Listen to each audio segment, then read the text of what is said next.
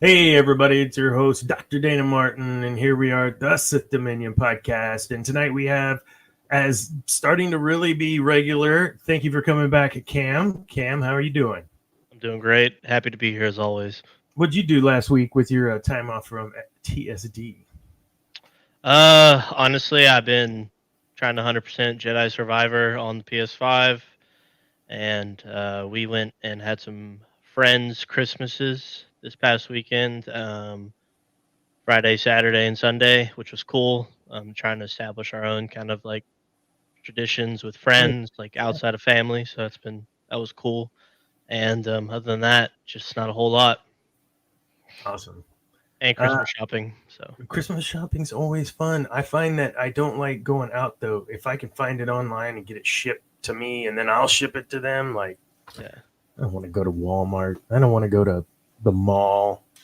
We made it to the very end. We were about 95% done. Just had to, unfortunately, go into a couple stores for the last bit. But it's all good. We're done completely. Everything's wrapped thanks to my Yeah. lovely wife. So, We had 12 days till Christmas Eve. Yeah, shoot, less than. it's coming up quick. I gotta hurry. My daughter, who sometimes pops in and watches, I'll get it wrapped and sent. I promise. I was out of town last week in California. It was really awesome. I thought I might do a live on TikTok, and I did not because I was exhausted. And then it got delayed the flights back, and was I even going to make it home? And so you get up at, for me it was 4 a.m. to get to California. 4 a.m. I get on a plane here, I fly to Dallas, and then I fly to San Diego, get into Carlsbad, and it's like 2 p.m. I have the whole day still. So I go into the office, I work about 6 o'clock. I'm like, why am I tired? Well, because it's 8 o'clock and you've been up since 4 a.m. Well, but really you've been up since 2 a.m. this time. And yeah, I slept 9 hours that night. It was glorious. Oh man, glorious. I didn't have my CPAP with me though, so I could have died. oh. No, it was a great trip. I love visiting California. I've said that before. Nothing against Californians. Just I prefer my Texas. So Amen. I wonder if people are able to see us because we have 0 viewers. I'm assuming Josiah would have let us know, our super fan, if you couldn't see it. So this was all kind of wonky. I did not have time to set this up. So Darth Zane, David, jumped in and set it up. So I hope it's gold. I hope it's golden. Oh, we got 1 viewer. So yeah. My wife should be watching. Oh, it just popped up just now on Facebook. So it looks like it's just a little slow getting out. No worries. So had a good time with Zane this weekend. He came down. We went to Santa's Wonderland. And have you been to Santa's Wonderland? We have been multiple times, and when we were driving to Katy on Saturday, we drove past, and we were like, "Glad I wasn't there this year." Oh goodness! Well, yeah, we went. I didn't. So apparently, on the calendar, when you go to look for what day to go, it has like blizzard or whatever for the day if it's a bad day, and then it's light flurries if it's a light day. My son, Zane's like, hey, I want to go. This is when we're coming in. I got the ticket, whatever. And yeah, like an hour just to get into Santa's Wonderland, like standing in line to get into Santa's Wonderland. But it was fun. We did not get to do the hayride, which is the best part of the whole thing. Oh yeah, no doubt. We'll do it again in the middle of the week. That's what college, they get out. They don't do anything for a month. I miss those times, but I worked, so I was kind of there. Yeah, I always worked over the holiday.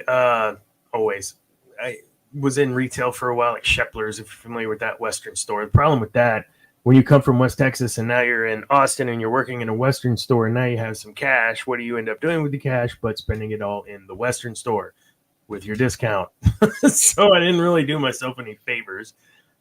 did you work retail or I restaurant? worked I worked retail for a while. I worked at the bowling alley in town, Hmm, if you're familiar with that, and then I went and worked at the university. My into my sophomore year to for 3 years. So when I went to the university, it was much better for my class and social life and everything. So yeah, then when I graduated, I was in retail a little bit in the bank, and then just kind of morphed in the you are. not retail side anymore, which has been thankfully I enjoyed my time. I learned a lot of good customer service, and hats off to all the retail workers because Heck yeah, especially this time of year. oh yeah, I don't envy them at all.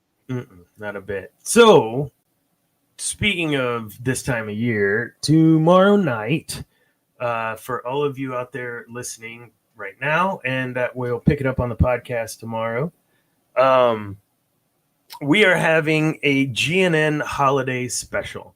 And the GNN holiday special takes the hosts like David and myself and Cam from Cam and Focus and et cetera, and takes all of us and puts us in a holiday situation. And we're going to talk about holiday movies that aren't holiday movies. We may try to do some knockout rounds and voting and see what we can do with that. Who knows what's going to happen? Hilarity ensues. I don't know. Or maybe the girl goes off with the prince. I mean, that's the Hallmark version. So tomorrow night, the holiday special, GNN holiday special, 8:30 Central. It will be on YouTube Live. Any questions? Good. I don't know about guest cam, how all that might work. If you're available, are you available if we bring on those guests as well? Yeah, I mean you can just shoot me a text, and I can be available if you need me to. You got it, man. So that moves us into some more news. So some news broke today about E3 no longer existing, happening. They're done.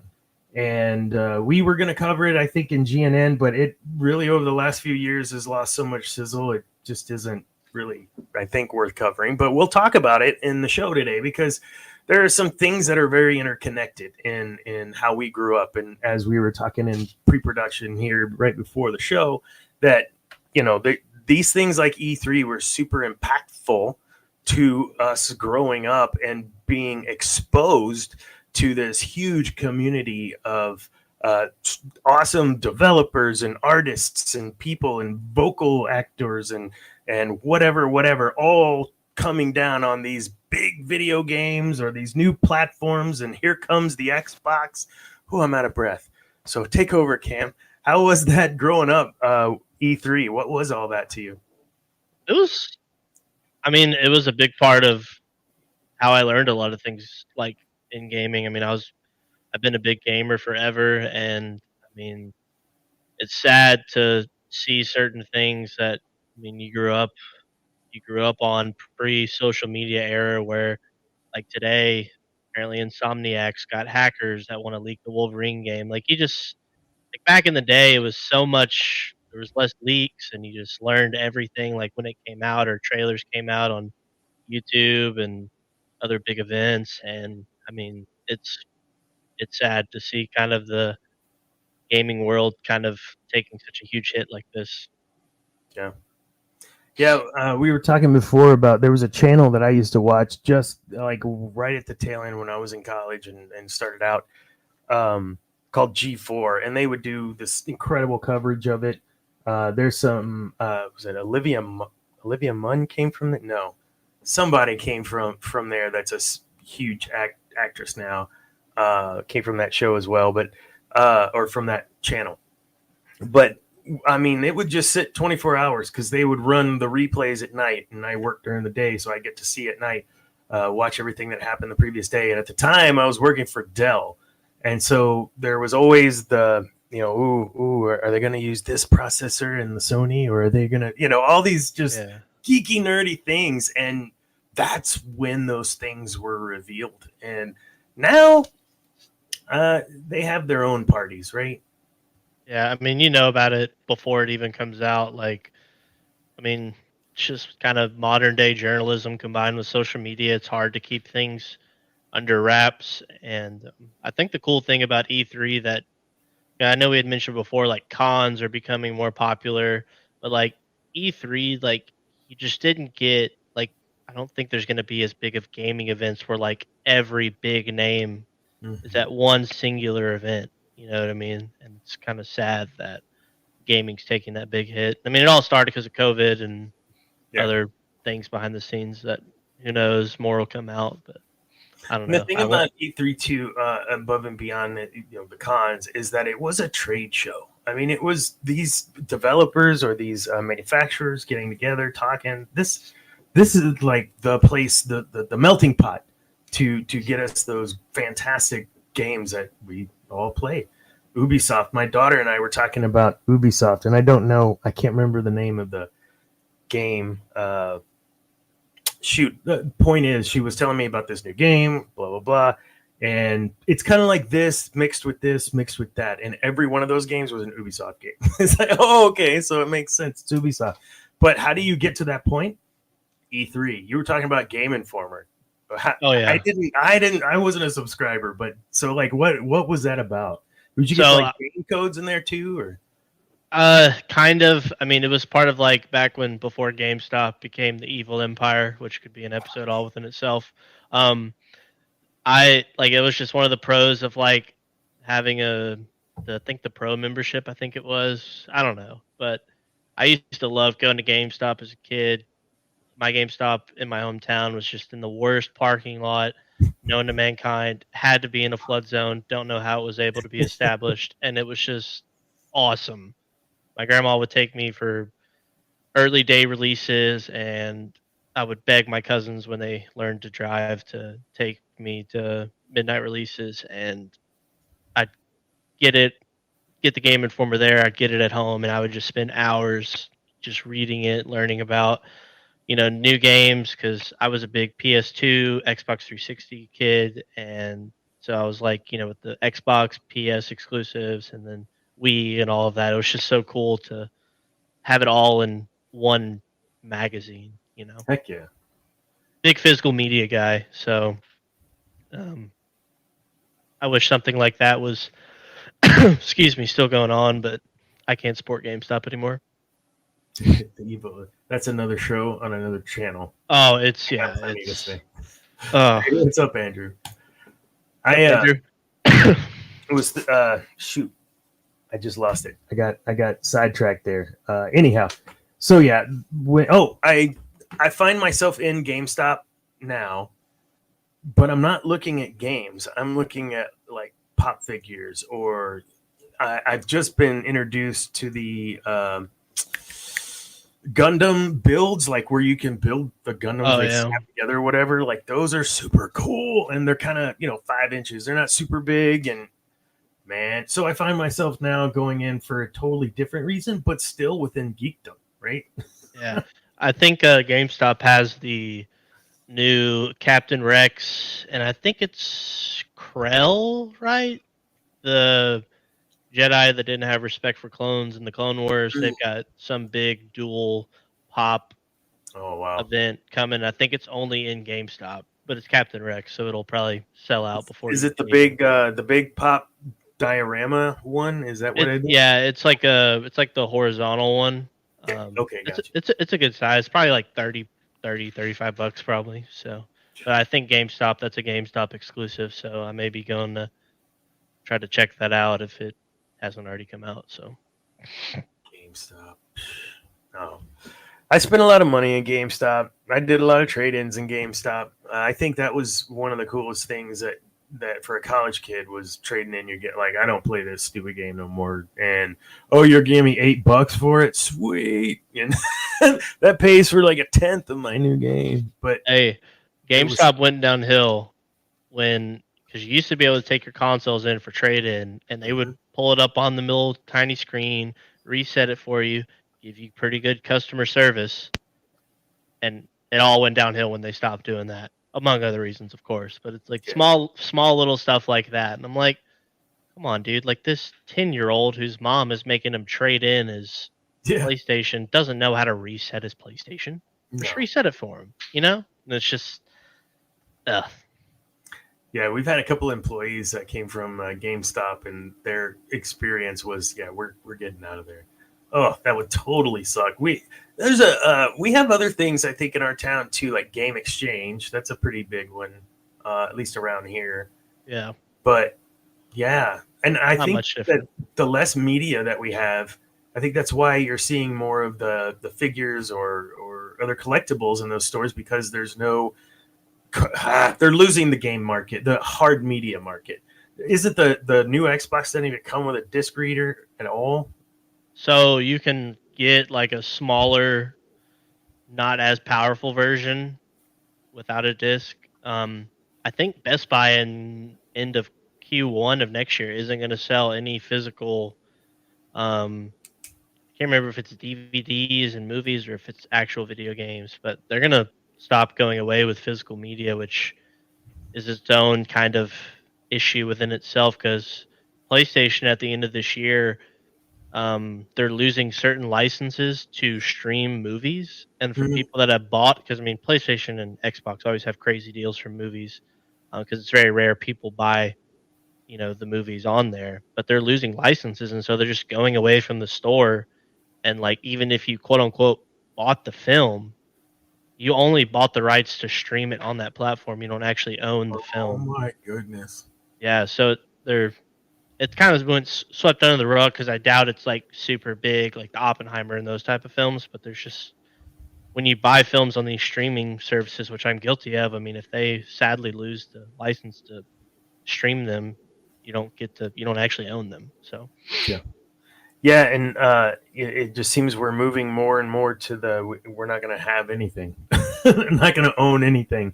We'll have the computer, but my Alienware doesn't have a disk drive, and I've got USB ports that I can plug things, drives into or card readers into, doing some photography and stuff.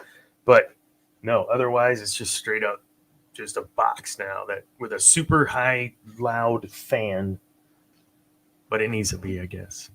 yeah, No, I that's got cool. 6 of them, and it's just when it's humming, but no disk drive. So Yeah. That's movies, video games, and the platforms now that spread to your phone.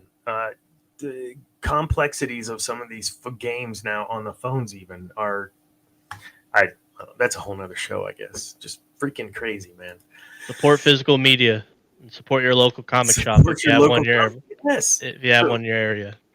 Check out my list of articles on GNN. I did a write up on our local BCS comic store, BCS Books and Comics, and interviewed uh, the owner. Shoot, I'm gonna get in trouble. I don't remember her name.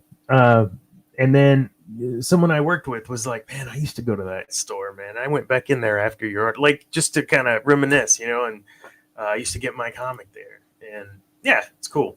Now, actually, yeah, he was on the show, like the first episode or second episode. Matt. Um, yeah, we'll move along. So, 20 minutes in, I think it's safe to go ahead and start talking about what we're going to talk about tonight.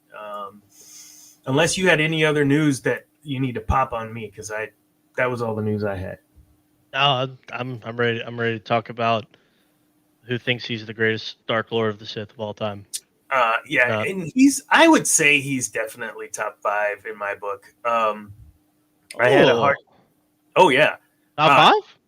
top five, top five. But he was not okay. So Exar Kun, if you don't know, Sith Lord from way back, like 4,000 whatever prior to or BBY, Yeah, and so when you're looking at 1,000 years, 2,000 years, and all of a sudden someone resurfaces, not like Palpatine, like someone resurfaces in spirit form. It's kind of interesting, and that's was my introduction to Exar Kun was his longevity and being able to start to trap Luke, and we'll talk a little bit about that here in a little bit as well.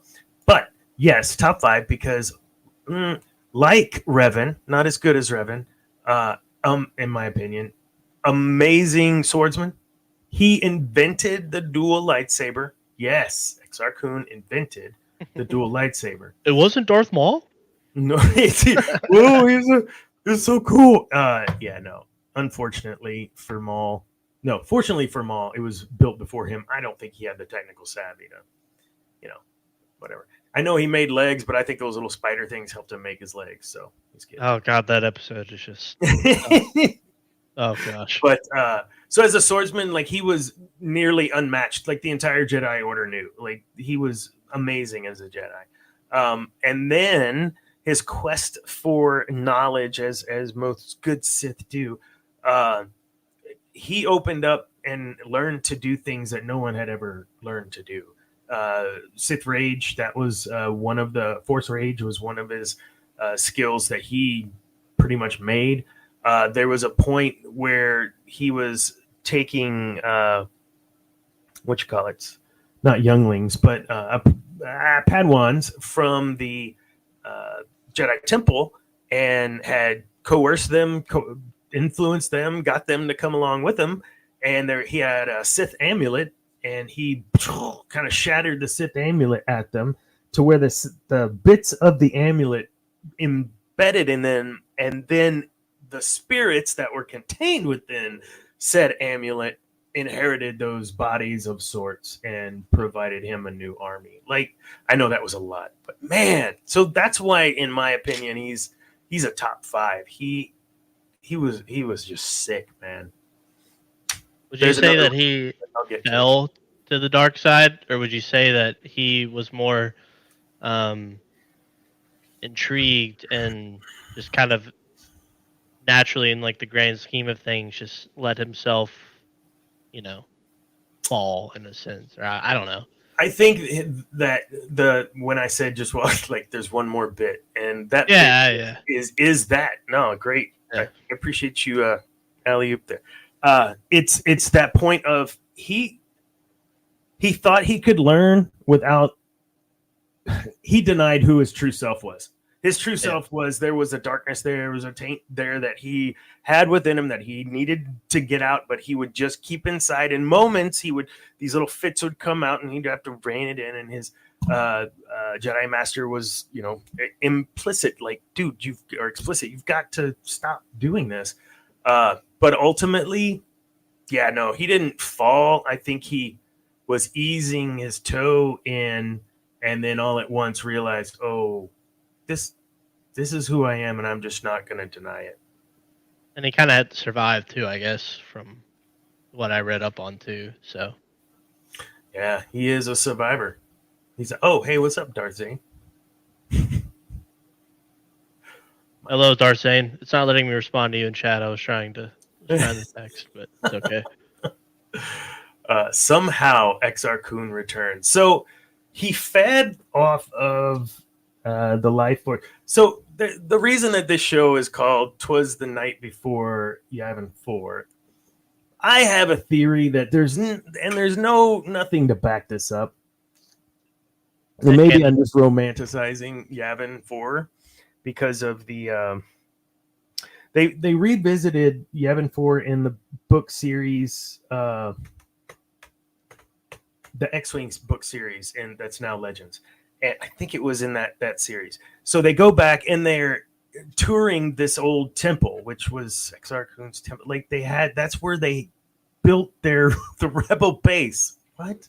Like, yeah. So they're revisiting the temple, and you see etched Porkins and whatever, all the different pilots etched their names. Like, that was their bunk. That's where they slept the night before. Luke, in his presence and the presence of more force wielders, force sensitive people, is what kind of stirred him. And he had the ability to kind of sustain his life by withdrawing off of their life force. But ultimately he needed a body. And there was no way he was going to get a body unless he was going to be able to get into the force users, such as Luke Skywalker. The greatest of all time. Yeah. So I gotta pull this. I want you to talk about this because I want to share it. I actually do really like this. So give me a second here. All right.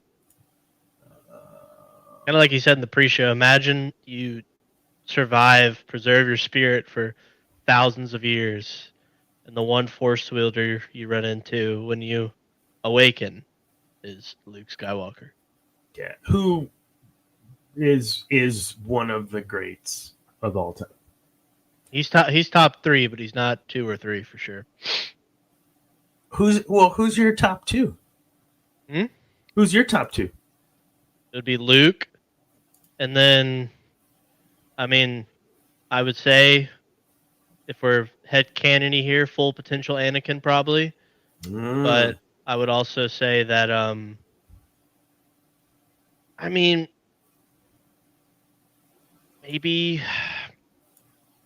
maybe Yoda, maybe Revan. I don't know. I'm a Luke fanboy. I can't deny it. So he's kind Fair. of he's the bar, and everyone else is just kind of beneath him. I'm trying to zoom into the bottom here. You can't see it. Oh my gosh, it's not gonna. I don't understand. Like it's the best part of the whole thing. I know it's so good. I'm just terrible. So it says, think of yourself as a door. The wider you open, the more easily the force flows through you. Some people just start out with their door a bit more open, but any door can open wide. And Cam shared this with me, and I love Luke Skywalker. I just he got a lot of hype behind him, and I just don't know him. But I that was like perfect. It was so good. Such a great explanation of the Force and overall kind of why I feel like the Sith kind of uh, fall per se because they see. I think in the overall grand scheme of things, I always felt like there cannot be light without the dark, Right. and I feel like the Force itself knows that, right? And I feel like I mean, kind of like Palpatine told Anakin, like some people just can't. I feel like the Jedi have a pretty narrow view of the Force, Mm. and I think it's. I know in Legends that Luke kind of encourages some of his students to kind of give in to pull on some facets of the dark side. I don't know all about it. That's just kind Mm-hmm. of what I've heard through YouTube and stuff. But I'm interested to see as I read more of the books, kind of how he manages that. Because I think there's one. I know we're getting super off topic here. My bad, No, but no.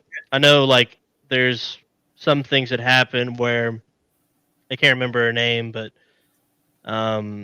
Luke has this. It's with Darth Cadus and all of that, where Mm-hmm. Cadus actually murdered, I think, Luke's son, possibly, but he thought it was the girl, and I think there's just Mm-hmm. one of the facets of moments where Luke actually gives in to anger, i.e., the dark side. And I just feel like it's so much more of a reasonable view of the Force, but that's just another episode and all of that. But yeah, I no, yeah, and you're absolutely right. It is a whole nother episode, and I do talk a lot about it. Pardon me, on my TikToks, because it is something that I find interesting. And no, I don't hate on the Jedi. That's not. I just want people to understand that in order to you have to have balance. I think I prefer the Sith outlook. I prefer Mr. Miyagi. He's not saying just light, just dark. Mr. Miyagi says you have to have balance in all aspects of your life. And so if you're not going to listen to me and you're not going to listen to Sith, listen to Mr. Miyagi. I mean, come on, Daniel LaRusso. He was amazing.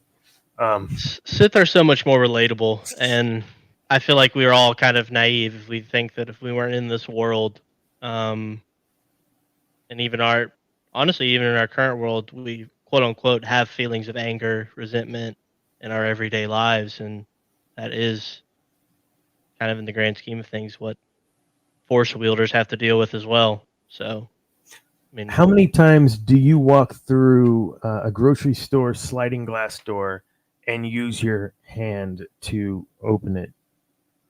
all the time. There's All honestly the even time. sometimes where I'm sitting on the couch and I'm just like holding out my hand like this, like, what if it happens? What if it happens? You know, I'm just like, what, like imagine it happens. No one's gonna believe me because I'm never gonna be able to do it again. But imagine, so Yeah, and tell me you have not tried to force choke someone or well, use your Jedi mind trick. Just like you just know. yeah, we had you remember the lightsabers back in the day when you from Walmart and you had to like throw them out for them to extend and all that. I, Me and my cousins had all those, and we'd have our own duels on Mustafar and on the hay bales at the farm and on the ground, and one of us would force push and we'd you know what I mean? And yeah. oh yeah, I'm all in. So taking that like as kids, right? Someone always pretends they're the bad guy, pretends they're the good guy, and there's the battle ensues, and that's kind of how we're taught growing up to understand that there are good people and there are bad people. And I'm of the opinion, and I have nothing to back this up, that is not what my doctorate is in. It is in organizational leadership, not good people, bad people. So it's just my opinion. Now that disclaimer has been said. Oh, thank you, Andrew. That's awesome. Just, I lost it. I'm just kidding. I'm gonna leave y'all hang for a second. I don't feel that the Jedi fully represent a human, and I don't feel the Sith do either. I just feel the Sith more firmly align with who we are. If given the opportunity and the power, honestly, look at yourself. Think about your decision making, the things that you think no one else knows you think. Do you honestly believe you would be able to handle the amount of power that a Sith could wield? Go, Cam. No, and I don't think they can. I mean, No. the greatest of them all, Palpatine, in terms of charts and all of that. I mean, even he couldn't handle it. You know what I mean? And he probably No. handled it the best out of anybody who could. And I mean, probably Revan too, but there's several mind wipes and things that go on with all that. Sure. But I feel like no, I mean, and I think that's the point of the dark side. I think when George talked about the dark side, I think that's the whole point. Yes, they're relatable. Yes, all of us in the chat, all of us that are a part of this universe of stuff, we would all fall to the dark side, I feel like, or would lean mostly towards that, you know. And I don't necessarily think that, like you said, it's that simple, or dark side users are inherently bad people, or Jedi's fully represent good people. You know, I feel like it's just the nature of the dark side. When you fully delve into it, you realize that I can't handle it. And the problem with dark side users is that they find masters who think that this Jedi who's searching for knowledge, the true nature of the Force, which you can't have without the dark side, thinks that, oh, but the Sith just use each other. They just use each other to gain power, influence, longevity, and I think overall I feel like that's just the whole point. That's why you have to have the balance like Andrew said, they all think they're doing the right thing, and that's the problem. Yep. And we don't do politics on this show, but it is very much the end game is peace, love, harmony, right? It's the pathway to get to that. That's the difference. And when you look at light side, dark side, it's just don't do anything. Just sit there and everything will be fine and everything will be happy and roses. And the other side's like, no, go plant and make your own damn roses. We're not going to sit around and wait for anything to happen. Both ends are peace, harmony, whatever throughout the galaxy. The means quite different. And we've touched on it, and it is we probably do need to do a whole show just on this. But it is that curiosity that we are inherently born with and made with that lead ultimately those Jedi down those paths. In the case of Exar Kun's return, that was one of the ways he was able to get those kind of semi-possess some of Luke's students, was with the tempting of more knowledge. And that's how that's how Palpatine seduced Anakin, was by saying, this is a power you could learn. Don't just look at the dogmatic side of the Jedi. Open your mind and look at both sides. Now, I'm not saying you go down those paths. What I'm saying is, we inherently have two sides.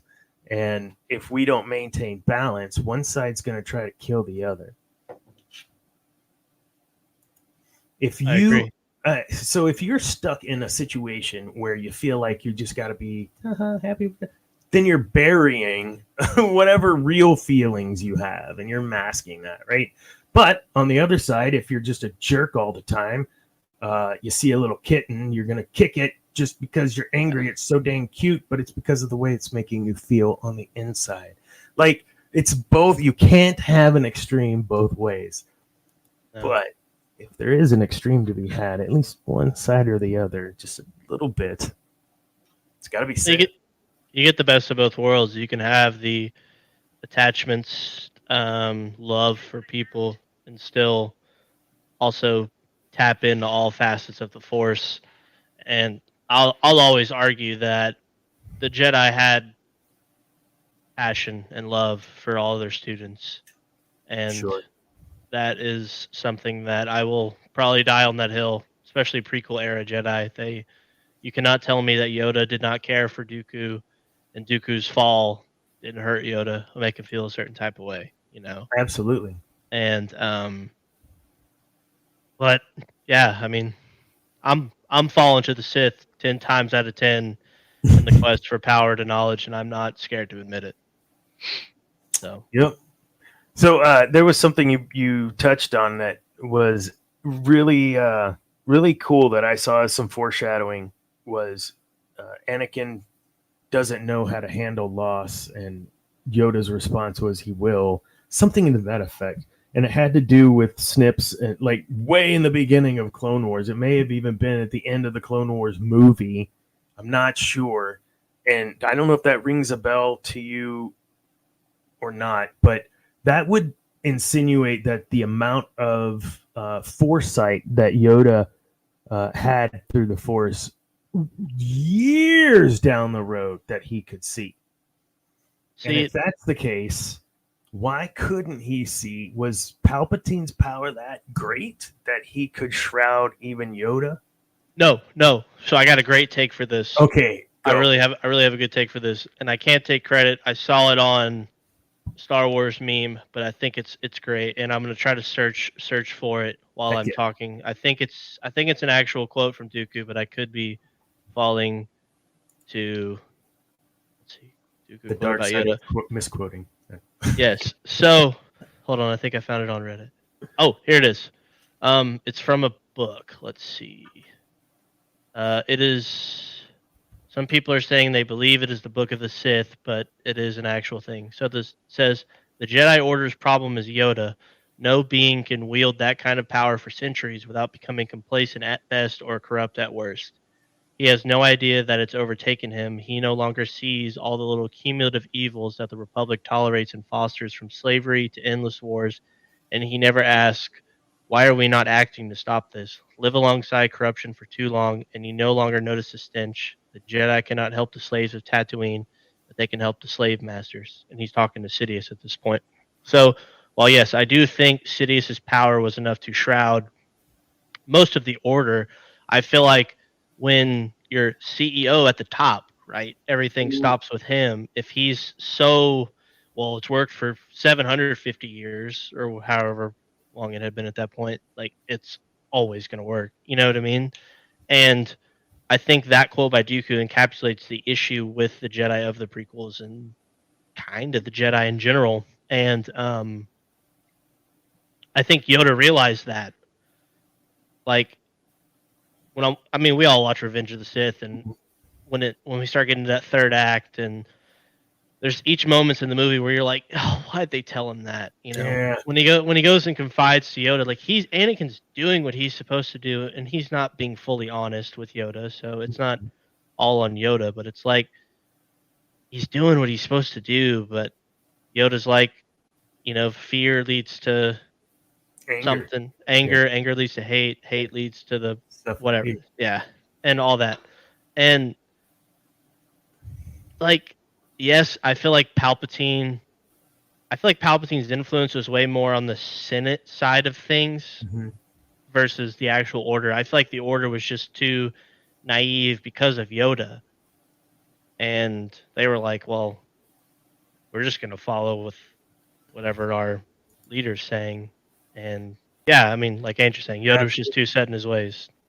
So, and while you're talking through that, I am reminded of Return of the Empire Strikes Back, where he gets a little like pissy with Luke and pokes him. He's like 900 years of training Jedi, whatever.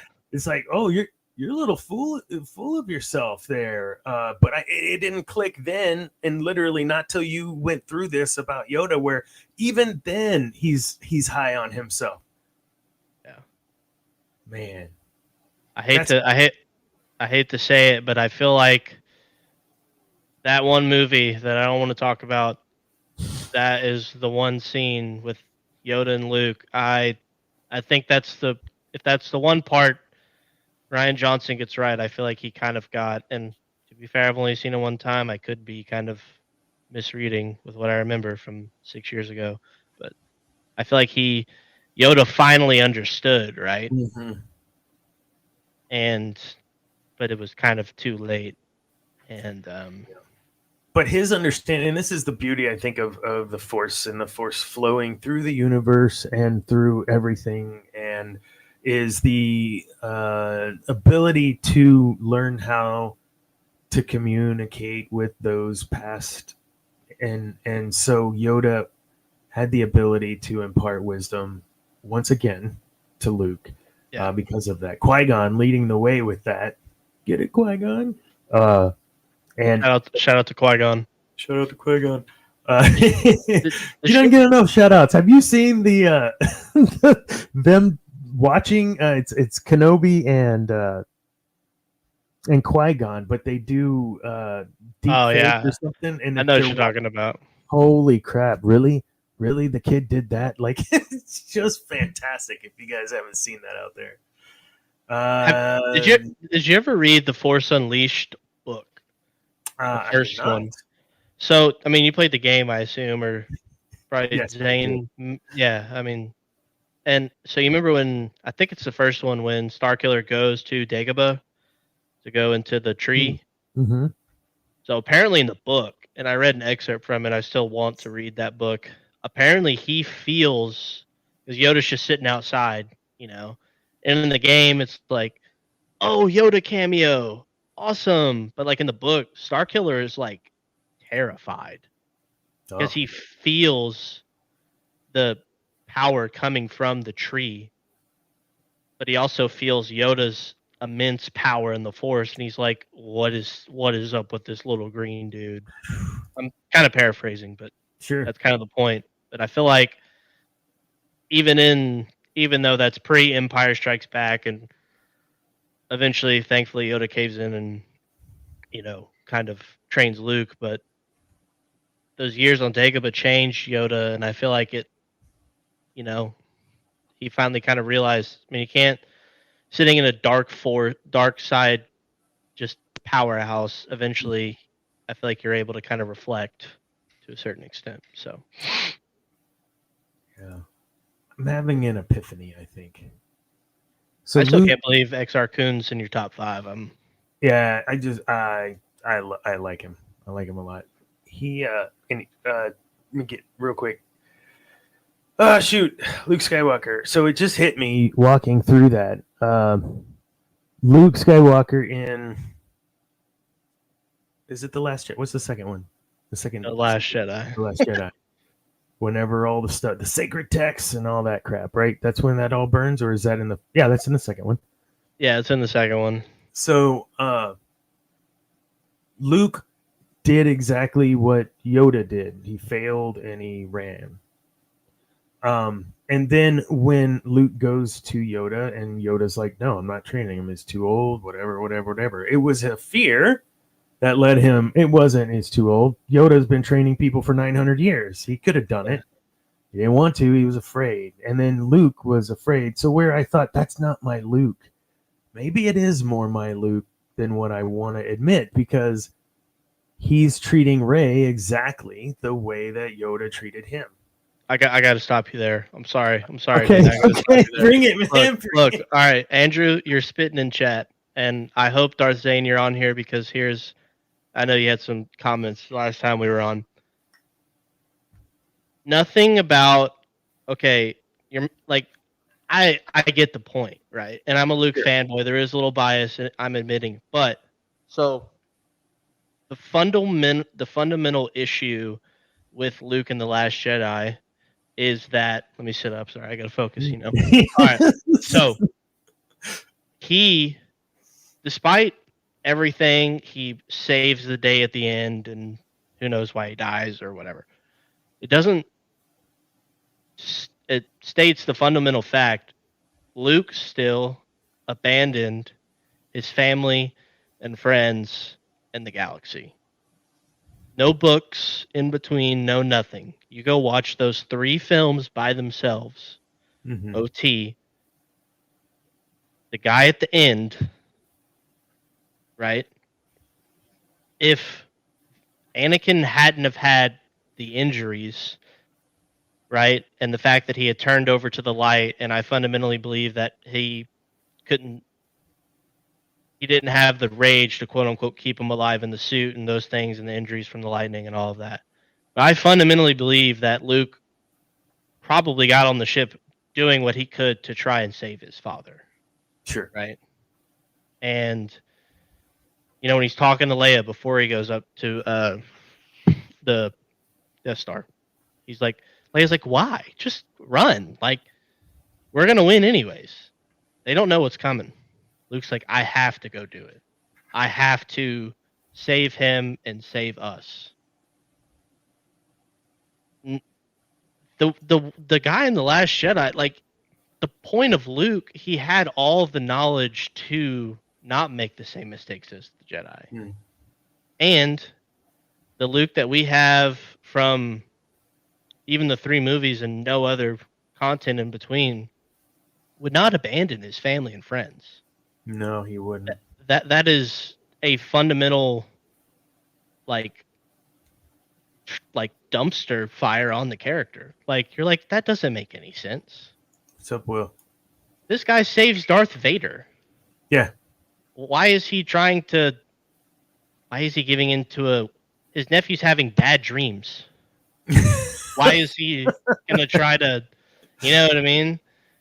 And then in the last movie, he's like catching the lightsaber and all this stuff, and I don't know. It doesn't make any sense. And he knows of course, I know at the time of the movie he didn't know, but like, he trains Rey knowing she's a Palpatine. Yeah. But he wouldn't give Ben the same kind of, you know what I mean? Like, it just, and he knows those parents very well. Yeah, and I mean, again, it's just a fundamental, like, fork in the road from where the character was at the end of Return of the Jedi. And then you see stuff in the comics and you're like, oh my gosh, that's Luke Skywalker. Yeah. Like, he's just... and I don't really believe that he would do the whole no relationships and attachments and those type of things. And that still remain to be seen, I guess, with what they're doing right now. But no, I don't think that's our Luke from the films. But I was trying, man. I was trying to make some connections, and it was a bit of a stretch. I know. No, and I mean, I get where you're coming from, but no, I don't think that was ever something that Luke Skywalker would do, would abandon his friends and family. And another topic, we can always talk about this in another episode. The one issue I have with the current shows and I had an issue with it in episode 9 at the start of the film. And I know it's in a book and it kind of explains, but can we talk about how, like, in another episode, of course, how Anakin just lets Ben fall, lets Luke, like, lets Palpatine, like, Anakin knows about Exegol and those type of things. Like, Palpatine tells Kylo at the start of episode 9, I've been every voice inside your head. So, Anakin, the chosen one, and from what I understand in the Ahsoka show, he has achieved full balance. He is the quote unquote Mortis God, essentially, is what they're kind of insinuating. Could be wrong. But he knows Ben's being influenced by the dark side, and he just lets Palpatine influence him. It makes me feel like, okay, sorry, I got confused. Luke, you mean Luke? Luke No. knows Ben is being influenced by Palpatine. Is that what you're saying? no, like Anakin in spirit Anakin. Yeah, Spirit Anakin knows that Ben is being influenced by the dark side. Has all now, and because it's what, like, why is he doing? He's on the, God, I can't remember the planet with the whales where Ahsoka's at now. Sorry, spoilers, but Mortis. No, not Mortis. Yeah, no, Mortis. Yeah, but like he's watching her. But when Luke's building the Jedi Academy, there's a new Skywalker heir that's falling victim, being influenced by quote unquote Palpatine. If you follow the last film, why, like, Anakin just doesn't care about his family anymore? It doesn't make any sense. Maybe it's some of those things where things have to happen so other things can happen. I guess it's true. It just, which like, he would be able to see, especially in the world between, right? Because now that they've added that, he potentially has the ability to super float through everything, and maybe that's going to be explained too. Yeah, it like with what they're doing right now. I mean, I'll always take more Anakin content, and I love that they're doing all they can to make things make sense, because there's nothing better than when stuff makes sense. But that's always weird with what they're doing now. But that's another topic for another day. Tony, I got like 4 episodes idea. I'm telling you, I could just go on all day. So while we're talking about episodes, next week is, I gotta look at the calendar. The 19th, the 26th. I don't know if we will or will not, but I think we will the 19th. That's next week. I think we're gonna crack open and we're gonna talk about Anakin, but we're gonna be very specific what part and timeline piece of Anakin we're going to talk about, because I don't want to go crazy on one show and we touch on 18 different things. You know what I'm saying? We're going to try. I was telling my wife, I was like, I'm going to ask him. I was meant to get to it in the pre-show or after, but I was like, when are we gonna talk about? So this will be our 20th show. So I thought, why not celebrate the 20th show with little Anakin? Or are they the same person? In the end, Anakin is the chosen one. He's the one that can do it both. That's true. He was offered the position, right? And he turned it down, and now I think he's there. But I can't wait to see how they do all that. Did he really turn it down though? I think maybe he said, "Hold on, I'll be back." Let me go. Hey, let me put in my 2 weeks over here. Hey, it's kind of like you said. I mean, maybe the Force knows all, and the wills. I don't know if that's a thing they're still doing. I know that was an idea George was doing, but maybe it's kind of a thing that the Force knew was going to happen, and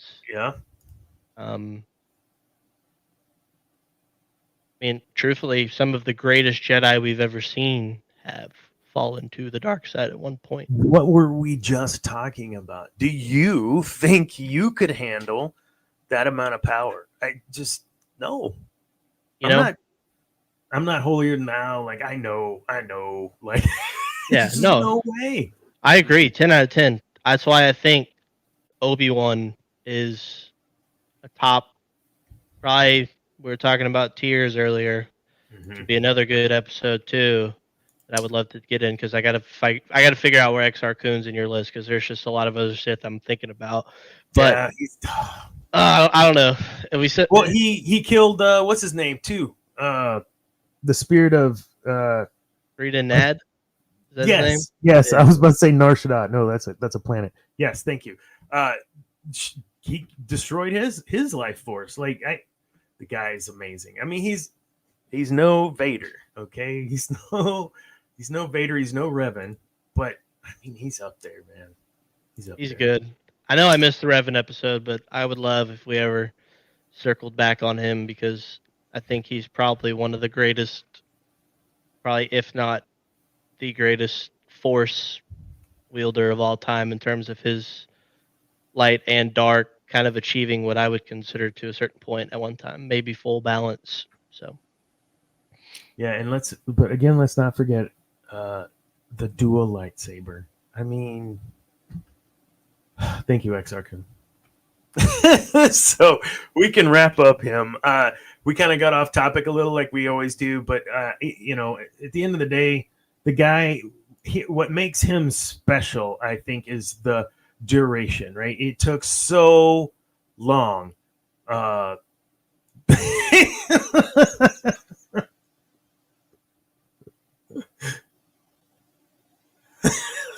That's fantastic, David. I think you're, yeah, I think you're, and I know the viewers don't have it, but I think in your outline, I think the Oppenheimer comparison to Exar Kun, I think that's a great one in terms of what you had kind of just said, like the overall lasting impact that his quest for knowledge had, I think is kind of similar to Oppenheimer's overall. And I haven't seen the Christopher Nolan film, and I really want to, but I think overall, I think that's probably one of the best comparisons I think we can draw to real world times, and you know, in terms of what is the price of knowledge, forbidden knowledge with bunnies, right? Yeah, for forbidden knowledge, but you know what I mean. Like, what is the price of, you know, goals and the like? I feel like the Sith don't ever realize. They don't know what the end goal is. They just want more and more and more. And they think they're doing it for a good cause, kind of like what Andrew said earlier, kind of like what the Jedi think they're doing is for a good cause. Mm-hmm. Like what Oppenheimer thought he was doing is a good cause. And every person that does great or impactful things, right, thinks they're doing it for a good reason. But it's like at what cost? Like your life, others' lives, future lives. Well, so the Oppenheimer is I'm glad you brought that up, and we can work that in and close out. But you know, I used him and I used Napoleon. I just saw the Napoleon movie. How was it? It was okay. Is Joaquin Phoenix who plays Napoleon? Yeah, it was okay. You know, there was no accent. It was just Joaquin Phoenix, like at community theater, I guess. It wasn't that great. The cinematography was great. The action sequences were great. The battles were great. You know, that kind of stuff. And what I determined was, you know, initially started out as a wholesome quest, right? But ultimately, power corrupted, and the amount of power that Napoleon wielded. You know, from being exiled, being brought back, and then being exiled, like he just kept coming back. Exar Kun kept coming back, but for Napoleon, it was more that power that he was able to get. And with Oppenheimer, I really felt like he knew what he was doing. He knew the outcomes. He knew how many people would die. He knew all these things, and still did it. He had to struggle with that, I think, later in his life, or maybe he didn't. We're led to believe that it was something that he had a 4-hour cut, because I drank too much soda. We'll just say that I couldn't barely. I had to leave in the middle of it. It's like 3 hours and 15 or 3:20, something crazy. It's a long movie, really good though. But you know, how do you balance that? And I don't think there's an answer. It ultimately, one side or the other is going to win. And in the case of Exar Kun, his best bud, name escapes me, was by his side whenever Exar Kun became Dark Lord of the Sith. or Dark Lord of the Sith, and became his apprentice, and then was lost his Force capabilities and went back to the Jedi Order and betrayed him.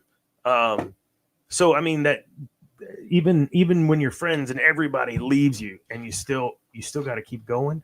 And I think ultimately, when we look at those bits in people's lives, like Oppenheimer or Napoleon, they were lonely people when they died. They went for that quest to power and ultimately paid probably one of the greatest sacrifices. And Luke, I get it, he would have given everything for his friends, just like he did every other time prior. And that's where I think there's a difference in Luke and how he was portrayed, what we've been talking about with Exar Kun. And ultimately that's why Exar Kun failed, because his pupils believed in him. I don't know that I've ever had a teacher, maybe one or two, that I fully believed in the way that his students did. And you're right, that doesn't work with what happened with Ben at all. The Exar Kun story. But that story is legends, right? So we gotta be careful there. Who did we talk about a few weeks ago where it was kind of like the same, kind of had a similar situation? Students. Trying to think of. Was it Darth Crate with? Yes, Crate. Yes. Yes. Kind of the similar thing. Like, I eat every. I think what the Jedi got right is that, or kind of how I read into it, is that the Jedi, a master and apprentice, or like a master was as strong as his apprentice could be. Right. Like, I think Obi-Wan recognized that Anakin made him better. And I think that in the Sith's quest for power, that, like in Exar Kun's situation, having loyal followers only enhances your overall power and influence. And that can be said for any team, honestly. You're only as strong as your weakest link, right? Yep, that's why you always gotta cut 20. No, 20% cut rule. No, we're not gonna do that. I'd be cut off the show. So, we got Zane. He's gone. But no, you're right. The one Sith Order, way more powerful, efficient, proficient, and Exar Kun had very similar approach that we can do this together, and those are the ones that come the closest or do reign for a while. So circling back to 'Twas the Night Before Yavin IV, and where all this started and why I wanted to talk about Exar Kun comes back to the awakening, right? He had to have known that something was there, and I'm hoping they're going to dive into some canonizing more of him, because of the movies being on Yavin 4, his temple being on Yavin 4, there's a lot of dark side on Yavin 4, so much to explore on Yavin 4. So let's hope that maybe next year at this time we'll be talking about 'Twas the Night Before Yavin 4, and we have some new content about all of that. Well, there's good content, with, like you said, Yavin 4. I mean, maybe with the Rey movie, I don't know what's still going on with that, but maybe, she establishes her base or her temple or whatever on Yavin 4. Or, maybe there's a lot of content that they can use, despite what Lucasfilm leadership wants to say. And I think that there's great ways that they can tie in beloved, established, well-developed characters in a way, and do their own spin on it. Even though you'll never be able to be as good as a book or maybe even a comic per se, but there's a lot of areas they can explore. And like you, I mean, I want them to do whatever they can to keep giving us more good Star Wars content, because nothing better than when Star Wars is good. And we just hope that the savior in the cowboy hat does everything the way that he needs to do it and not the way he's being told to do it. So I he hope is so. our chosen one, I think, right now. So we'll ride that horse though till it can't run anymore. Come on, Dave Filoni. Well, I mean, I think the biggest thing is he has a passion for this stuff. He has a love, and he feels a sense of responsibility to continue what I mean, they call Lucas the master and Filoni the Sure. apprentice, and you know, I think when we have a lot of passion behind the projects, just like passion in anything, if we have passionate people in forms of leadership that actually care about the content and not just turning it into a profitable entity, I feel like it's better overall. You know, I mean, the only reason we have this great um, IP is because you know they thought that Star Wars was going to fail, and they're like, yeah, we'll release your movie, but you essentially get all the toy rights and rights to make the second film, and Yep. then it's a smash hit that no one's ever seen before, and then they're like, "Oh man, we have Star Wars." I think it was like what was it, 20th Century Fox or whatever. Yeah. I can't remember. And then they're like, wait, this is his stuff actually." So Whoops. you know, it's I think if we can get more passionate people in forms of leadership and not just people that think they understand analytics and what the fan base wants. The fan Mm, base can feel your passion and your love for a project that you put out. You know, absolutely. no matter what they want to say or that we can or can't not. So. Absolutely. Well, thank you, Cam. This was again, it's like, man, it's just us two. Are we gonna be able to carry this one? Oh yeah, we carried it. Good Oh, job. I've been looking forward to this all day. I look forward to this every So Tuesday. what was it that you said? Hold on, I gotta say it in the voice too. Where is it? I said, hey, it looks like it's just gonna be just you and I tonight. And he said, I've been looking forward to this. I'm telling you, I tried to send you the Dooku GIF, but like every time I copied it from Apple, like I sent it to my wife, copy and paste it, try to put in Oh, Facebook no. Messenger, my like app just crashed, and I was like, "What?" Because I kept trying to do it, and I was like, "I guess it didn't want me to send it." So, Twice the pride, double the fall. oh, Oh, Dooku, you are the best. me and Um, uh, me and Josiah showed our buddy the Fellowship of the Ring. He'd never seen Lord of the Rings before. I just think uh, was Christopher Lee, right? yes, Yeah, he's just unlike one of the coolest dudes of all time, and just plays a villain like nobody else ever probably absolutely has. agreed. William, thank you for popping on the geek. That was the Geek Gauntlet. Doo, doo, doo. They are on Saturday. William will be tomorrow live with us as one of the Geek Gauntlet hosts. Everyone on the Geek Gauntlet has their own little corner, whether it's anime or DC or MCU or what have you. Oh, what the heck was this? I don't know what that was, Andrew. I missed that. I don't know how I clicked that. Sorry, I missed that. I don't remember what that was referring to. Anyhow, we'll have the show tomorrow. So Darth Zane will be on, and from Cantina Happy Hour and MCU Mondays, and everyone else all over GNN will be on tomorrow night, 8:30, right here on GNN on YouTube.